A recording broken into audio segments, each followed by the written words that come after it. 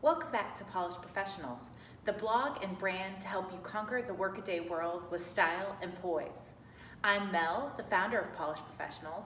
I'm also an attorney and small business owner, and I can't wait to talk to you today about my top 4 tips for networking for success. Plus, stay tuned for our bonus tip as to why networking is so important for your career success.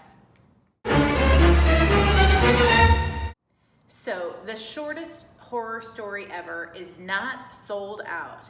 It is networking event. Or at least that's what I thought when I started my job. I dreaded going to networking events. When my boss would say I needed to get out there and go to this big conference room or this big hotel room and network with people I had never met, I was scared out of my mind until I really learned these tips about networking. It is awkward for everybody. Nobody is particularly comfortable with networking, but you can get better at it. You go into a room of people and you don't know anybody, that's a weird situation, and even an extrovert can feel intimidated by that. So don't let the awkwardness be the thing that keeps you from getting out there. The short thing to remember is that it is awkward for everybody. It remains so, but you can get over the awkwardness of it and you can really make networking part of your success story. You may be asking, but how do I do that? I don't know how to walk up to people and go talk to them. What can I say? Well, here's our 4 tips to making networking a lot easier. Tip number 1, when you get into a room, scan the room and find the person that is alone and smiling. A smiling person is someone who is welcoming an invitation to talk. I like to think you're doing both of you a favor by going over and saying hello. It's really not that awkward once you get started, and plus you gotta remember, as we said, they're feeling the same way. A great way to start the introductions with them is ask them what I call are my who, what, where, when, why questions. So some examples of those are, how do you know the host? Where are you from? Where do you work? What do you do? All of those questions are probing questions that if you really answer them honestly and truthfully, and if you listen to the other person's honest and truthful answers, you'll really get to know them. You don't want your questions to be so superficial that you really get nothing out of the networking event. So keeping things like about the weather or about a sports team may be good icebreakers, but you really do want to delve in to more serious questions so that your networking can be made efficient and effective. Maybe you're intimidated by a one-on-one conversation. That's okay. Another option is that you could look for a group of folks. Maybe they're kind of talking, maybe they're looking at their phones.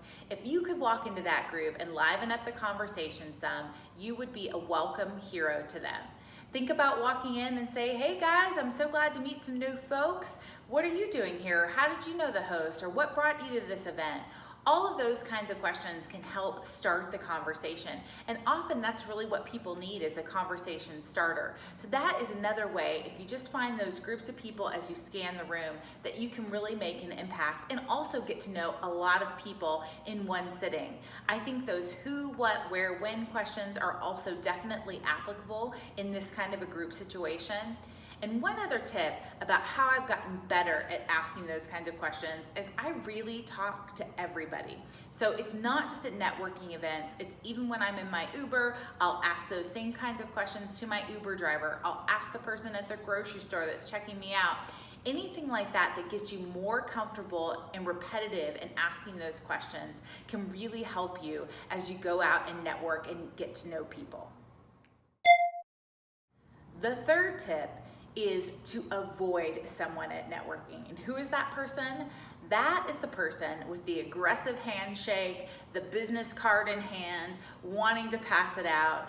That person is just there to sell you something. And that is the person you want to run from. They will talk your ear off at a networking event, and you really will miss the biggest opportunity and time to meet new people that really can help you develop your networking skills and increase the size of your good work network. And now for our final tip, tip number 4, I'd like to think about what I wear to a networking event. I know that may not make networking itself a lot easier, but I always try to wear something dark colored, really because I never want to be self-conscious about whether or not I spill something on my outfit, or I'm worried about it getting dirty, just anything like that. You want to remove anything that's an impediment to you feeling confident in any networking situation. I also think it's really important that you wear comfortable shoes. You're going to be on your feet for quite a long time at most networking events, so you don't want your feet barking at you. You want to be able to stand tall all night long. We've given you the 4 tips, but now you ask, why? Why is networking even important? Why do we spend the time talking about it, and why should you get good at it? The short answer is, it matters for your career success. All of my jobs have come through my relationships. They've come through my network, people that I've gotten to know and that I've worked with over the years, because relationships are the way that we find ourselves in new positions, we hear about new opportunities, and if you're not out there getting to know people and them getting to know you, you're never going to be the one that gets the first call when an opening arrives or when there may be an opportunity for you to shine.